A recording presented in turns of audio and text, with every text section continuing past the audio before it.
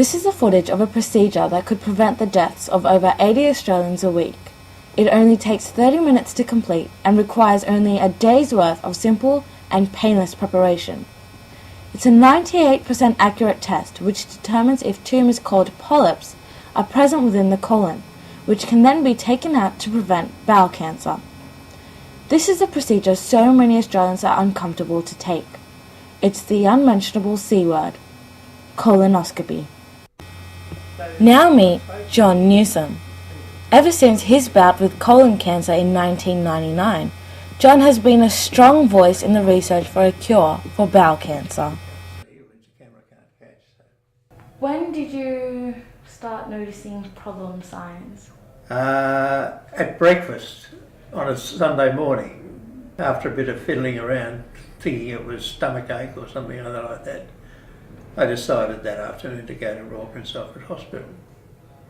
And that night I had an advanced colon cancer removed. It was quite totally unexpected.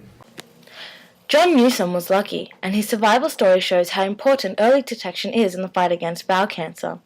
A recent study released by the New England Journal of Medicine on March 23rd found that early detection and removal of potential cancerous polyps through a colonoscopy leads to a 53% reduction in the mortality rate for bowel cancer. Bowel screening can be tested through non-invasive methods such as stool testing and through invasive methods such as colonoscopies. Professor Michael Solomon is a leading colorectal surgeon at the Royal Prince Alfred Hospital and a director of the Surgical Outcomes Research Centre at Sydney University.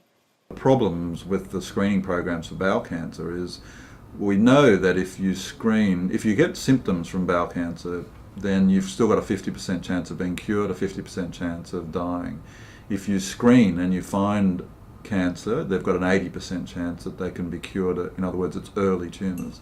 So it's a big difference, and that's why there is the benefit. The problem with screening is that the tests are either invasive or and require a fair bit of time to have them if you want the accurate tests, or they are collecting your stool, and that's not a very accurate test. The potentially fatal consequences of leaving a colonoscopy too late has been felt by UTS student Shirang Antero, whose uncle passed away after his struggle with colon cancer. When my uncle started experiencing bowel pains, he ignored it and he waited until it was incredibly severe, until he got a colonoscopy. Unfortunately, by then it was too late. He regrets that he didn't get checked earlier, and that if maybe that he got checked at an early stage of his bowel pains, he might be living right now.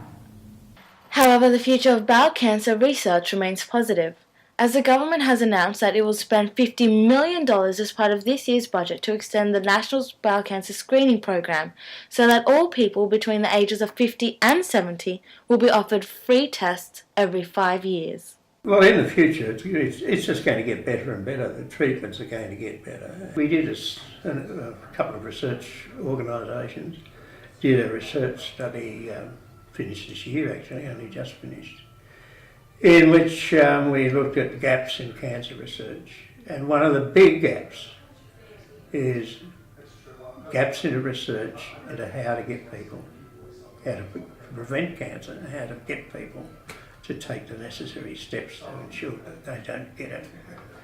So that's the research that's got to take place, and it's got to take place as soon as possible. At the moment we're just speculating.